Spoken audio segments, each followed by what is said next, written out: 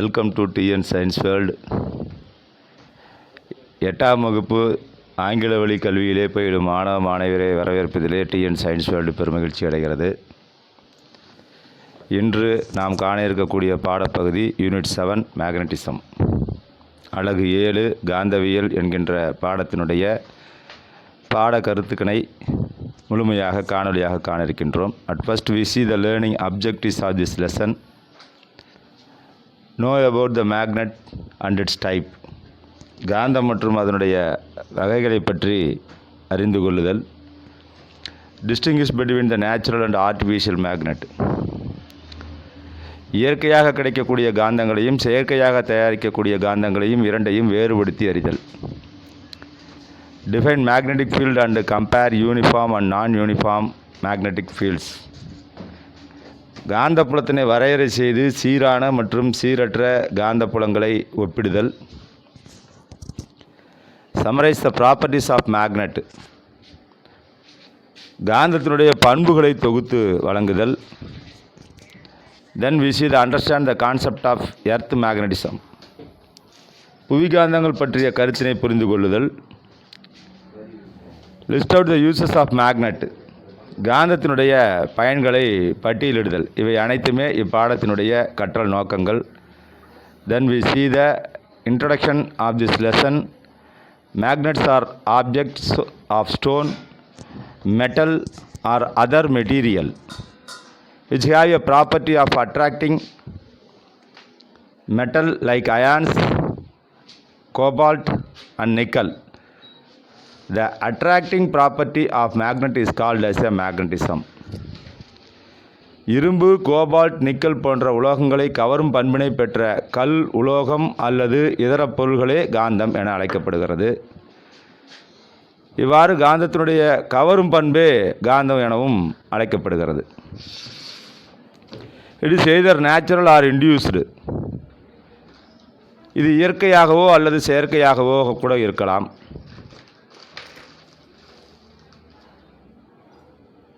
The branch of physics which deals with the property of magnet is also called as a magnetism.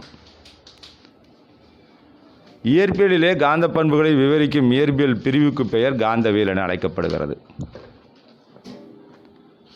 The earliest evidence for magnets are found in a region of Asia Minor called Magnesia. பொதுவாக ஆரம்ப காலத்திலே magnesia என்று அழைக்கப்படும் Asia minor பகுதியிலே காந்தங்கள் கிடைத்ததாக அறியப்பட்டுள்ளது. இதனுடைய ஆண்டு கிமு பொது ஆண்டுக்கு முன் 200க்கு முன். The use of magnetic compass for navigation in 1200 AD. சீனர்கள் அறிந்திருந்தனர் என நம்புகிறோம். ஆனால் 1200 அவர்கள் காந்தத்தினை திசைக்காட்டியாகவே பயன்படுத்தியுள்ளனர். காந்தத்தை திசைக்காட்டியாக கொண்டு எளிமையாக நீண்ட தூர கடல் பயணத்தை அவர்கள் மேற்கொண்டனர் என்பதை இதிலிருந்து நாம் அறிய முடிகிறது. Use the magnet is compass facilitated to long distance in sailing. After the discovery of magnet, the world progressed into a new direction. Today magnets play an important role in our life. அதன் பின்னர் காந்தங்கள் நம்மளுடைய வாழ்க்கையிலே, அன்றாட வாழ்க்கையிலே மிக முக்கிய பணியினை வகுக்கிறது. Magnets are used in refrigerator, computers, car engines, elevators and many other devices. In this lesson we will see about the types of properties and uses of magnet. அதன் பின்னர் நாம் அன்றாடம் பயன்படுத்தக்கூடிய பல்வேறு பொருள்களிலே காந்தங்களை பயன்படுத்துகிறோம். குளிர்பதனிகள், கணினிகள், மகிழுந்து இயந்திரங்கள், மின் உயர்த்திகள் மற்றும் பிற சாதனங்களிலே காந்தங்கள் பயன்படுத்தப்படுகிறது. இப்பாடத்திலே காந்தத்தினுடைய வகைகள் மற்றும் பண்புகள், அதனுடைய பயன்களை பற்றி நாம் முழுமையாக பயில இருக்கின்றோம். Then we see the classification of magnets. காந்தங்களுடைய வகைகள். Magnets are classified into two types. They are natural magnets and artificial magnet. காந்தங்கள் 2 வகைகளாக பிரிக்கப்படுகின்றன. அவை இயற்கை காந்தம் மற்றும் செயற்கை காந்தம் என பிரிக்கப்படுகிறது. பொதுவாக இயற்கை காந்தம் என்றால் என்ன என்று பார்த்தோமானால், magnets found in nature are called as a natural magnet. இயற்கையிலே கிடைக்கக்கூடிய காந்தங்கள் இயற்கை காந்தங்கள். they are permanent magnets. இவை பொதுவாகவே நிலையான காந்தங்களாகவும் அழைக்கப்படுகிறது. they will never lose their magnetic power. எந்த நிலையிலும் தன்னுடைய காந்த திறனை அவை இழப்பதில்லை. these magnets are found in different places of earth in sandy deposits. இவை பூமியிலே பல்வேறு பகுதியில் உள்ள மணல் படிவங்களிலே காணப்படக்கூடியது. பொதுவாக இரும்பின் தாதுவான lodestone called magnetic iron oxide which is the ore of iron. இரும்பினுடைய தாதுக்கள் இஸ் ஸ்ட்ராங்கர் நேச்சுரல் மேக்னெட். இருப்பதிலே மிக இயற்கையிலே அதிக திறனுடைய காந்தங்களாக இவை கருதப்படுகிறது. Minerals like pyrites, iron sulfide, ferrite and columbite are also the natural magnet. இரும்பினுடைய தாதுவான மேக்னசைட் இரும்பு ஆக்சைடு மற்றும் காந்தக்கல் வலிமையான இயற்கை காந்தம் பைரோ, இரும்பு சல்ஃபைடு பெரைட், கூலும்பைட் இவை போன்ற கனிமங்களும் இயற்கையிலே கிடைக்கக்கூடிய காந்தங்களாக நம்மால் அறிமுகப்படுத்தப்படுகிறது. பின்னர் செயற்கை காந்தங்களை பற்றி நாம் காண இருக்கின்றோம். Artificial magnet. Artificial magnets are made by the people in the laboratory. ஆய்வகம் மற்றும் தொழிற்சாலைகளில் மனிதர்களால் உருவாக்கப்படும் காந்தங்கள் செயற்கை காந்தங்கள் என அழைக்கப்படுகிறது. This are also known as the man made magnets. மனிதர்களால் உருவாக்கப்பட்ட காந்தங்கள் artificial magnets it is which are stronger than the normal magnet. இயற்கையிலே கிடைக்கக்கூடிய காந்தங்களை விட மனிதர்களால் உருவாக்கப்பட்ட காந்தங்கள் இயற்கை காந்தங்களை விட வலிமை வாய்ந்தவையாகத்தான் இருக்கிறது. செயற்கை காந்தங்கள் வெவ்வேறு வடிவங்களிலே பரிமாணங்களிலே காணப்படக்கூடியது. Artificial magnet can be made in various shapes and dimension.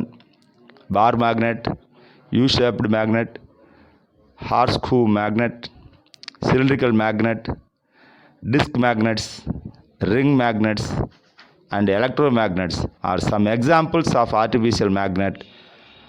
Artificial magnets are usually made up of iron, nickel, cobalt, steel, etc. alloy of the metals neodymium and cernium are also used make or man-made artificial magnet. செயற்கை காந்தங்களை வெவ்வேறு வடிவங்களிலும் பரிமாணங்களிலும் உருவாக்க முடியும்.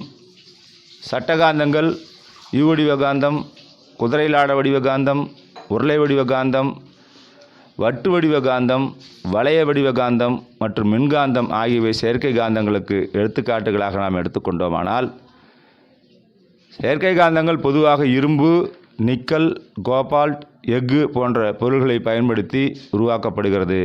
Neodymium மற்றும் samarium ஆகிய உலோகங்களுடைய கலவையை பயன்படுத்தி செயற்கை காந்தங்களை உருவாக்க முடியும் என்பது இந்த ஆர்டிஃபிஷியல் மேக்னெட்டுடைய நிலைப்பாடு.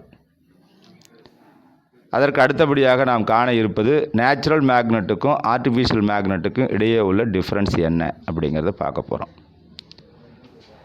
This are found in the nature. இயற்கையிலே கிடைக்கக்கூடிய காந்தங்கள் இயற்கை காந்தங்கள் and have irregular shapes and dimensions. ஒழுங்கான வடிவம் இல்லை, ஒழுங்கற்ற வடிவமும் பரிமாணத்தையும் கொண்டு காணப்படுகிறது. Artificial magnet, these are man-made magnets. They can be made in different shapes and dimensions.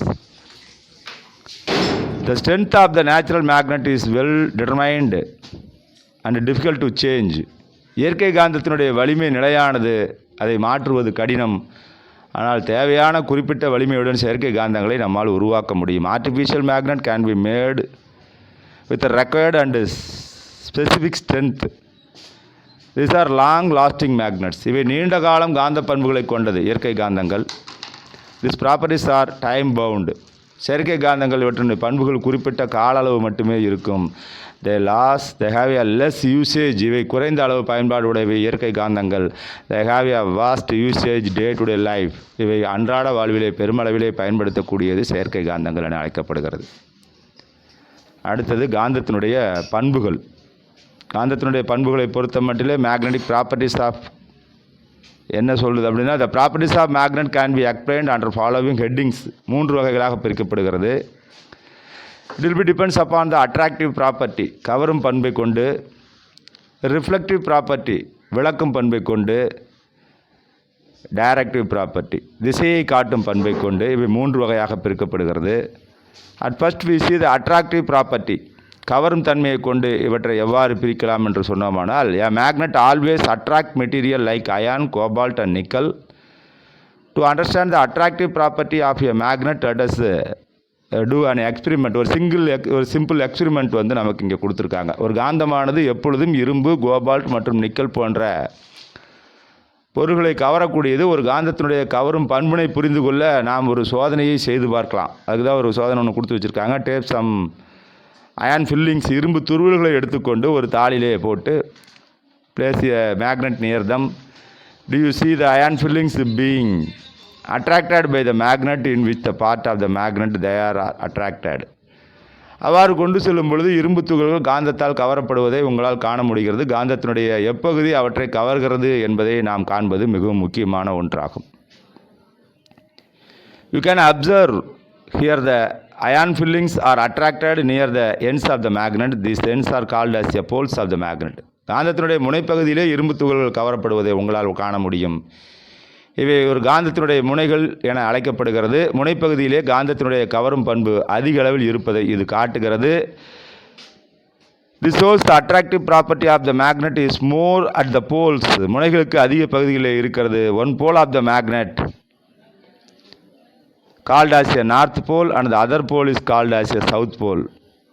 ஒன்று வடதுருவம் மற்றொன்று தென்துருவம் என அழைக்கப்படுகிறது. Magnetic poles always exist in pairs. காந்தத்தினுடைய முனைகள் எப்பொழுதுமே இணைகளாகவே உள்ளது. What happened when a bar magnet is broken into a 2 piece? Each broken piece behaves like a separate bar magnet. When a magnet is split to vertically, the length of the magnet is altered and each piece acts as a magnet. When a magnet is split horizontally, the length of the new piece of magnet remains unaltered and there is no change in their polarity. In both cases, the strength of the magnet is reduced. ஒரு சட்டகாந்தமானது இரு துண்டுகளாக உடையும் பொழுது என்ன நிகழும் என நாம் காண வேண்டும். உடைந்த பகுதிகள் ஒவ்வொன்றும் தனித்தனி சட்டகாந்தமாக மாறும். ஒரு காந்தத்தை செங்குத்தாக பிளக்கும் பொழுது காந்தத்தினுடைய நீளத்திலே மாற்றம் ஏற்பட்டு ஒவ்வொரு பகுதியும் ஒரு காந்தமாக மாறும். அதே போல ஒரு காந்தத்தை கிடைமட்டமாக பிளக்கும் பொழுது புதிய பகுதியினுடைய துருவங்களும் அவற்றினுடைய நீளமும் மாறாமல் இருக்கும். இந்த இரு நிகழ்வுகளுமே காந்தத்தினுடைய வலிமையை குறைக்கிறது. In both cases the strength of the magnet is reduced, குறைக்கிறது என்பதை நாம் இதிலிருந்து காணலாம். அதற்குரிய படங்களும் இங்கு உங்களுக்கு தெளிவாக விளக்கப்பட்டுள்ளது. தென் த ரிப்பல்சிவ் ப்ராப்பர்ட்டி, விளக்கக்கூடிய பண்பு. இதற்கு ஒரு experiment. Take a bar magnet and suspended it from a support. Hold another bar magnet in your hand. Bring the north pole of this magnet close to the north pole of the suspended magnet. What do you see? The north pole of the suspended magnet will move away. ஒரு சட்டகாந்தத்தினை எடுத்துக்கொண்டு அதனை ஒரு தாங்கியிலே தொங்கவிட வேண்டும். மற்றொரு சட்டகாந்தத்தினை கையிலே பிடித்துக்கொண்டு அதனை தொங்கவிடப்பட்டுள்ள காந்தத்தினுடைய வடமுனைக்கு அருகிலே எடுத்து சென்றால் நீங்கள் என்ன காண்கிறீர்கள் என்று பார்த்தோமானால் தொங்கவிடப்பட்ட காந்தத்தினுடைய வடமுனையானது விலகிச் செல்லும். இதிலிருந்து நாம் தெரிந்து கொள்வது என்றால் காந்தத்தினுடைய ஒரே முனைகள் ஒன்றை ஒன்று விளக்கும், வெவ்வேறு துருவங்களுடைய முனைகள் ஒன்றை ஒன்று ஈர்க்கும் என்ற எளிய ஒரு பாய்ஸ்லுட்ஸ், ஒரு கருதுகோளை நாம் இதிலிருந்து தெரிந்து கொள்ள முடியும். The activity explained another property of the magnet that likes the poles repels each other. That is, the north pole repels another north pole and the south pole repels another south pole. If you bring the south pole of the magnet close to the north pole and the suspended magnet, you can see that the south pole that the suspended magnet immediately attracted. எதிரெதிர் துருவங்கள் ஒன்றை ஒன்று ஈர்க்கும் என்று சொன்னோமானால் வடதுருவமும் தென்துருவமும் ஒன்றை ஒன்று attract பண்ணும், ஈர்க்கும். Thus we can conclude the unlike pole of a magnet attract each other, the north pole and the south pole of the magnet attract each other. காந்தத்தினுடைய வடதுருவம் தென்துருவம் ஒன்றை ஒன்று ஈர்க்கும் என்கின்ற இந்த நிகழ்வு ஒரே துருவங்களை கொண்ட காந்தங்கள் ஒன்றை ஒன்றை விளக்கும் என்ற பண்பு, விளக்கு பண்பு என்பதற்கு உண்டான உதாரணம், அதற்குண்டான ஒரு சிம்பிள் எக்ஸ்பிரிமெண்ட். டைரக்டிவ் ப்ராப்பர்ட்டி, திசை காட்டக்கூடிய பண்பு எவ்வாறு இருக்கிறது, அதற்கு ஒரு எளிய சோதனை. Suspended a bar magnet from a rigid support using a thread. Ensure that there is no magnetic substance placed near it. Gently disturb the suspended magnet. Wait for moment. Let it oscillate. It is short time. It will come to rest. You can see that the north pole of the magnet directed towards the geographic north. Repeat the procedure the number of times. You will observe that the magnet is oriented in the same direction. ஒரு நூலினை பயன்படுத்தி ஒரு சட்டகாந்தத்தினை ஒரு தாங்கியிலே கட்டி தொங்கவிட வேண்டும். அப்பகுதியில் எந்த ஒரு காந்த பொருள்களும் இருக்கக்கூடாது என்பதனை உறுதி செய்து கொண்டு தொங்கவிடப்பட்ட சட்டகாந்தத்தினை மெதுவாக நகர்த்தலாம். சிறிது நேரம் அலைவுற்று பின்னர் ஒரு நிலையிலே வந்து நிற்கும் சட்டகாந்தத்தினுடைய வடமுனையானது பூமியினுடைய வடமுனையை நோக்கி நிற்பதை நம்மால் உணர முடியும். இதேபோல் பல முறை செய்து பார்க்கவும். ஒவ்வொரு முறையும் each and every time அதே திசையவே காந்தமானதில் வந்து நிற்பதை உங்களால் காண முடியும். இந்த சோதனை மூலம் என்ன தெரிகிறது என்றால், this experiment shows that the freely suspended bar magnetic always aligns itself in the geographic north direction. எப்பொழுதுமே அது வடமுனையை நோக்கியே நிற்கிறது என்பதை காணலாம். எந்தவித இடையூறும் இல்லாமல் தொங்கவிடப்பட்ட காந்தம் புவியினுடைய வட தென் திசையிலே வந்து நிற்கும் பண்பை காந்தங்களுடைய திசை காட்டும் பண்பு என அழைக்கப்படுகிறது. This property of magnet by which the align itself along with the geographic north-south direction when it is freely suspended is known as the directive property of the magnet. திசை காட்டும் பண்பு என அழைக்கப்படுகிறது. The north pole of the magnet points towards the geographic north direction and the south pole of the magnet points towards the geographic of south direction.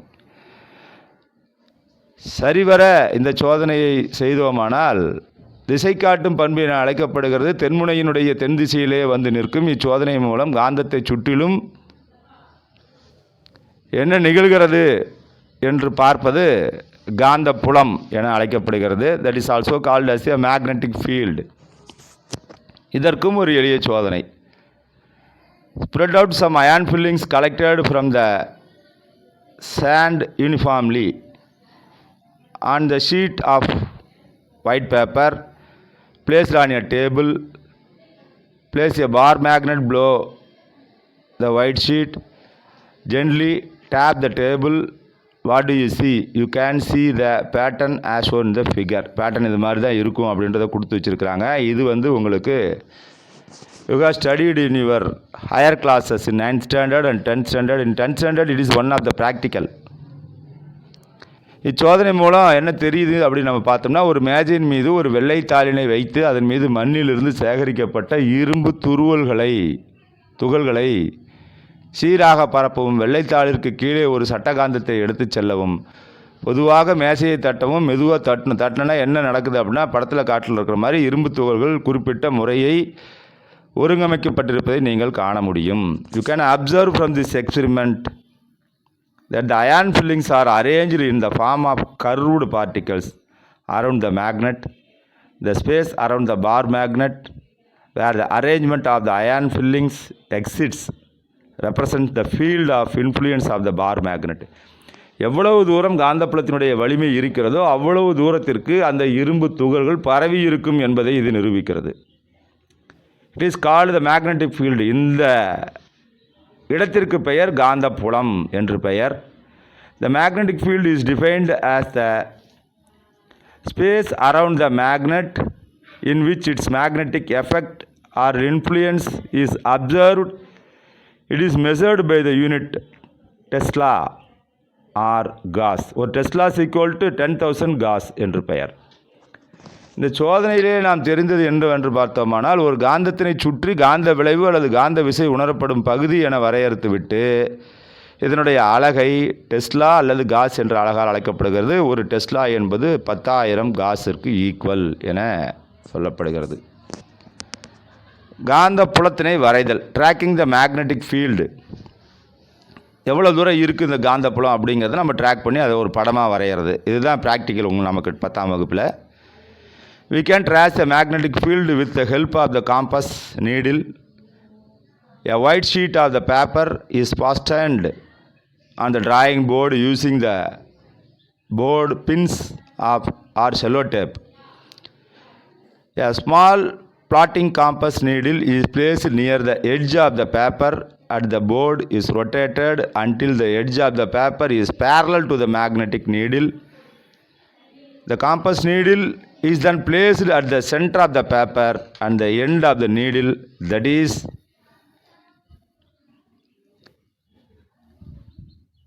the new position of the north and south pole are marked. When the needle comes to rest, these points are joined at the straight line is obtained. This line represents the magnetic meridian. Cardinal direction north, east, south, west are drawn near the corner of the paper. காந்த புலத்தினை ஒரு காந்த ஊசியின் உதவியுடனே வரைய முடியும். ஒரு வெள்ளைத்தாளில் ஒட்டும் காகிதம் Cello tape எடுத்துக்கிட்டு அதை ஒரு குமிழ் வீசிக்கொண்டு வரைபலகின் மீது பொருத்தப்பட்டு ஒரு சிறிய காந்த ஊசியினை தாளினுடைய விளிம்புக்கு அருகிலே வைத்து தாளினுடைய விளிம்பானது காந்த ஊசிக்கு இணையாக வரும் வரை வரைபலகை சுழற்றப்படுகிறது. இந்த ஊசியினை தாளினுடைய மையத்திலே வைத்து காந்த ஊசி ஒரு ஓய்வு நிலைக்கு வந்த பிறகு அதனுடைய முனைகளை குறித்து கொள்ளப்படுகிறது. இப்புள்ளிகளை இணைக்கும் பொழுது ஒரு நேர்கோடு என்பது கிடைக்கிறது. இந்த நேர்கோடு காந்த துருவ தளத்தினை குறிக்கிறது. தாளினுடைய மூலையிலே முதன்மை திசைகளான நார்த்து, ஈஸ்ட்டு, சவுத்து, வெஸ்ட்டு, வடக்கு, கிழக்கு, தெற்கு, மேற்கு வரையப்படுகிறது. The bar magnet is placed on the line at the center of the paper with the north pole facing the geographic north.